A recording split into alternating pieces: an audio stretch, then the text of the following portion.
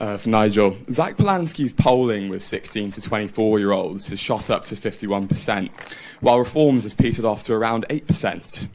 Critics often point to the older age crowds attending your local election rallies. Do you worry Reform is becoming the party of the middle-aged and old? And are you concerned that not having the youth on your side could significantly harm your party's prospects come the time of the next general election? Thank you very much. I don't recognise those figures at all. In fact, the last few times I've looked at numbers, the number of 16 to 18-year-olds that would vote Reform was in the middle high 20s, almost reflective of our percentage across the whole of the country. And do you know something? I was in Hull last night, right? And we advertised in Hull, we were doing a public event. 950 people came, of whom 80% were not members of Reform, and most of whom, when spoken to, had never been to a political event in their lives. And I wonder, you know, whether Keir Starmer would get a turnout like that in Hull, or whether Kemi Badenoch would, or whether Ed Davey would, or so. I don't quite recognise those numbers. However, you know, what Polanski is doing is tapping into, you know, a sort of university student, half indoctrinated youth who find Marxism very appealing. And this is not uncommon. This happens once every generation or so. Real hard left politics becomes popular. And in doing so, of course, you know, he's seriously damaging the Labour Party. Now, quite how this coalition works, quite how people who support trans issues can align with people who are extreme social conservatives, as is the case in many of the Denton and Gorton and Denton voters, I just don't know.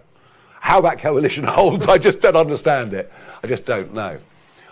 But I will say this very quickly, slight tangent to your question, but very quickly. The Labour Party is in bigger trouble than anyone's realised. Because you're going to see inner city populations, areas with big Muslim populations, areas with big student populations. You know, one can think of 4/5 London boroughs this year in which Labour are going to be wiped out. But then go further north. Go into the West Midlands. Go up to the northwest. Go to the northeast. Go to South Wales. And you will find very large numbers of people who've been Labour families for generations are going to vote Reform. So the Labour Party is facing some... I genuinely believe, despite the massive win at the last general election, that what the Labour Party is facing is actually existential. Yeah.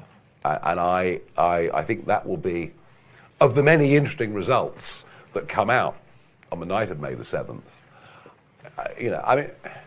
Just quickly on South Wales, I mean, it's big, just think about it. You know, you go back to Keir Hardie, Merthyr Tydfil, 1890s. You know, you go on to giant figures in the Labour movement. You know, Nye Bevan, Michael Foot, Neil Kinnock, and so on and so forth. And they've basically held those seats since 1918. And if you believe the opinion polls, they're now on 10%. So that's where Polanski's having a real impact. And no, I'm actually, you know, I actually think you'll find that a significant number of young people, and by the way, if they do lower the vote to 16, the Greens will do very well, we will do well, and Labour will do terribly. Thank you. Right, last question on this little round is from Inaya Imma, CBS. Hello. Hi, thank you, Ms. Farage. On energy and the cost of living, originally Reform seemingly backed America in its war against Iran, but the polls have shown obviously it's quite unpopular, and Trump is also quite unpopular amongst UK voters, and there is worry that the conflict is going to significantly increase energy prices. Are you worried about your proximity to Trump and the wider kind of MAGA movement? And do you think that the Iran conflict is going to help or hinder Reform's prospects? Look, I think that the position I made absolutely clear from the very first moment of this was we should not have blocked the Americans from using Diego Garcia and or RAF Fairford in Gloucestershire. And I think that was a big, big mistake. And I think we should have supported the Americans, and I haven't wavered in my view on that for one single moment. Our Prime Minister, of course, said, no, you can't. And then despite that, Iranian missiles were aimed at an RAF base in Cyprus. And then he U-turns and says, yes, you can. And then he says, we won't support at all. And then he said, we might support. And what he's doing is he's damaging the relationship with America. If I can be very, very selfish from a narrow British perspective, it's taken us 3 weeks and 1 day to send a single naval vessel to Cyprus. 3 weeks and 1 day to get one vessel. Without America, we are utterly defenseless. Even if we wanted to join militarily, we haven't got the capability. But I think we should have been supportive from the start. And on the broader point, look, you know, I know lots of people in the MAGA movement. I know lots of members of the cabinet. I've known many of these people for many, many years. I've known Trump for a long time. And over the years, we've agreed on many things. And over the years, we've disagreed quite strongly on others. Ultimately, you know, I want an independent United Kingdom. That's what I fought to leave the European Union for. I want a stronger commercial, cultural, military alliance with America as is possible. But, you know, like cousins, we're not always going to agree.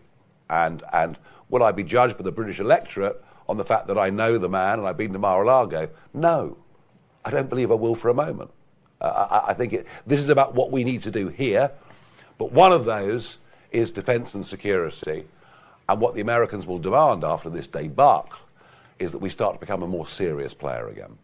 Because apart from our special forces, there isn't really much now the Americans respect about our military.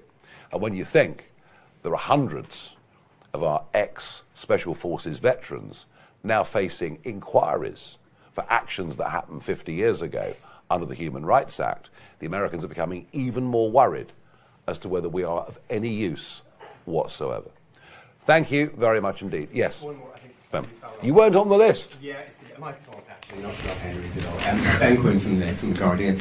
You're doing your bit as committed good Europeans today for this attempt to sort of keep links with the continent alive.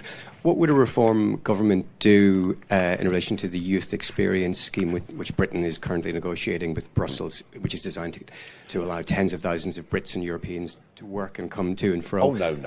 Would you repeal that, or if it was agreed, or how do you feel about it? No. This will always be one-way traffic. There'll always be 3 to 4 times the number of Europeans coming to Britain as Britons that choose to go to Europe, as Europe isn't actually very sexy anymore. There are more exciting parts of the world to go to on gap years or for short-term work. Somehow, Frankfurt these days just isn't that appealing. I worry hugely that the Spanish have made the catastrophic error of just granting 500,000 people, mostly young people, total amnesties without a clue who they are, what their links to terrorism may or may not be.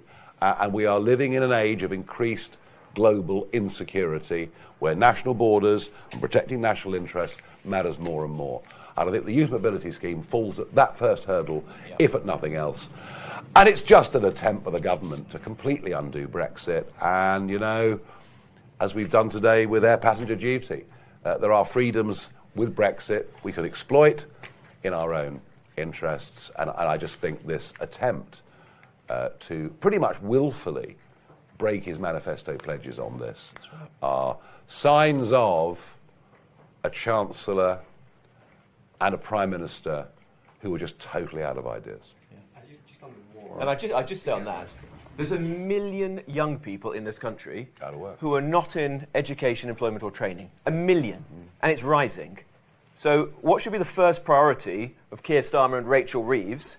Get British young people into jobs, not get people from Hungary or Spain or Portugal coming here to the UK. A reform government are going to put British interests first. We're going to help British young people to get those jobs.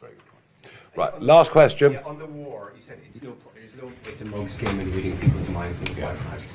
Do you worry that your association and long-term friendship with Donald Trump is now beginning to damage you with reforms base and with wider voters out there?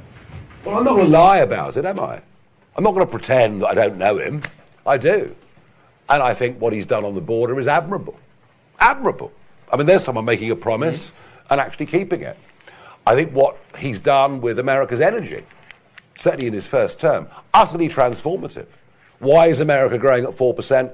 Energy is absolutely at the centre of that, because you can't even, I mean, I talked about manufacturing earlier.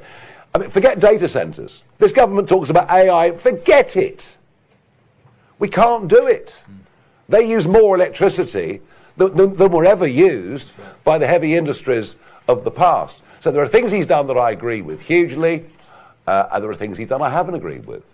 And the American and the British public can judge that. But you know, he is not dictating policy to me. I'm dictating policy to me. But I do genuinely believe, as I said earlier to Anaya, I genuinely believe that the economic, the cultural, and the military linkage between our two nations is absolutely vital. And I'm going to repeat the point. We'll finish on this point. Without America, we are defenseless. Defenseless. So getting that relationship right is important. And that's going to mean a huge it's going to be Robert's headache, Robert's huge headache, but it's going to need a massive reprioritisation of how we spend money, how we save money. But to have a Royal Navy that is currently inoperable is not a viable situation for the future if we want America to be an ally that will come and help us when we need it. That's right. Thank you, everybody. Thank you.